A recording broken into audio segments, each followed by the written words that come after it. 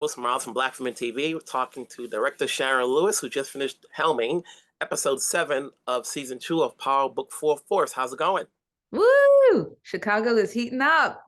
You know, That as we're is getting amazing.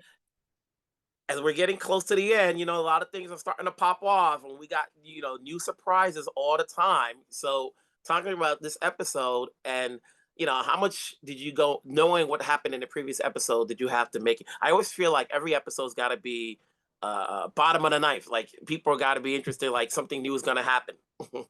Yeah. Well, I have to say the great thing about this season, I think Gary Lennon, who is our showrunner, has definitely amped it up. Like every episode got something going on. And I think that in episode 207, should we do a spoiler alert? No, this is going to air afterwards, so we can talk. Okay, all right. So in episode 7, it all leads to this, decision that Vic has to make. And I think he crosses the line and becomes a gangster. Like he in this episode, and we lose somebody who we lose Detective Vargas, who I think played brilliantly by Brian Keys, is a cop that we can identify with. And that's one of the things that I love about Power, is that we can identify with those who sell drugs, and we can identify with those who are cops, particularly this cop. So I know that I was watching it last night with my family, and they hadn't seen it, and they gasped when he got killed, like gasped. He wasn't there long enough for us to have an emotion like he went out. You kind of knew like, oh, he going. We don't know anything about him. He's a casualty. There's no way Vic was gonna stay a stitch throughout the whole season. He was gonna have some conflicting feelings, and it just showed out. Especially when we had no choice. Yeah. So you didn't feel sad when Vargas was gone? Nah, or you knew? it's like cops come and go. It's like if they don't have it, the way the way the show operates, if they don't show you to a point where you're actually caring for the characters, like okay, I'm sure there's a website out there that takes bets as far as what episode these people are going to go in. So who's next? Who's next then? You tell me. We got time. Well, I'd love to know your predictions. Who do you think's next? Jenard, he's I don't know. I don't know. Sooner or later, something's going to befall upon him. We want him to stick around, but it's not looking, the target's on his back, But then again, he looks too easy that if he goes, there's reasons why. There's already reasons why, it's like it's already being set up.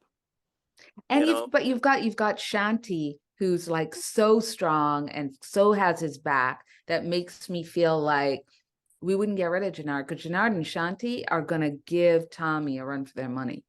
Shanti looks like she's gonna be in it for the long haul. She's the player we don't see coming.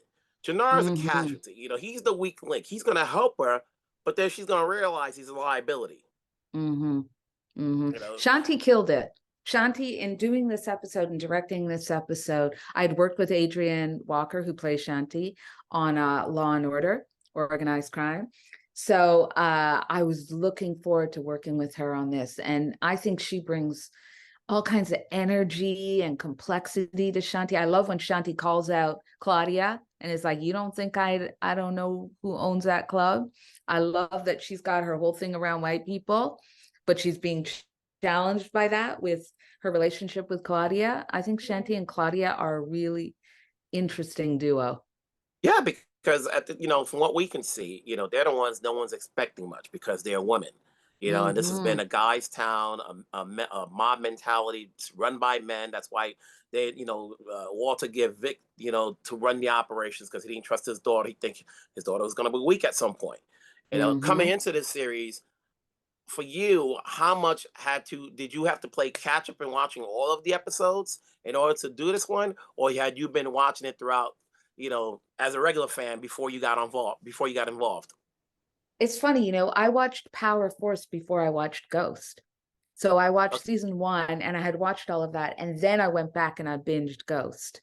So it was interesting watching it without knowing Tommy Egan in Ghost. But yeah, no, then I caught up on all of it. I caught up on Ghost. I caught up on raising Kanan. I caught up on the whole Power universe before I even Okay, shot my including the original episode. Power, because that's where it is connected. Considering we had an appearance of Holly in episode 6, it's Yeah, like you have to come in there, especially when you're giving 207 episode, to know what happened in the previous episodes, especially when you see yeah. Tommy getting more deeply involved romantically. Yes. And you owe it to the Power fans to know all those little tidbits, right? And also owe it to the actors so that you Hmm. know what their backstory is before you even come in. So you know where they're going and what little changes or growth is happening, especially with Tommy's character. And I have You to know, say, in this episode, there's a lot of strong women, like yes. the Abuelita Garcia. She is tough, man. She is not what you would expect from your, grandmother. She's tough. Mhm. Claudia's tough. Yeah. Shanti's tough. And once you got rid of Tommy's mom, everybody's tough. Yeah. Oh my God. Once Tommy's mom, gone his mom, because she's a liability too. She didn't display any sort of toughness even in the previous series. Hmm. So like when you're directing these scenes, and obviously some scenes are more intensified than the other. Is there an aspect of what is there a signature in your style of directing that you want to amplify with certain scenes? Yeah, I think that always, particularly in Power Force, Chicago is a character. So in every scene, I'm trying to tell a story about Chicago. So anytime you interior and exterior. So anytime you see those exterior scenes, they were, we chose those locations for a very specific reason. We shot in the Regal, which has a historical significance to the Black community. We shot in the community when Diamond does his speech with that big, beautiful mural behind him. Those people in the audience, the majority of those people in the audience were from the community. So there's an authenticity that I'm always striving for if we are committed to making Chicago a character, which we are. So I would say authenticity in both the acting and in the locations. When you direct an episode like this and you've done other projects, what part of your skill set is enhanced after doing this episode? Great question.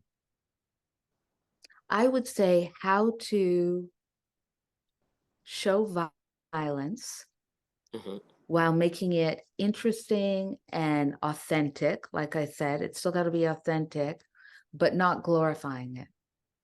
Hmm. That I think is the balance with Power and with any of the with any of the shows that I've done, like any cop procedurals or any of that. How do you keep bringing authenticity to it and not glorifying the violence, making sure that it has a story point?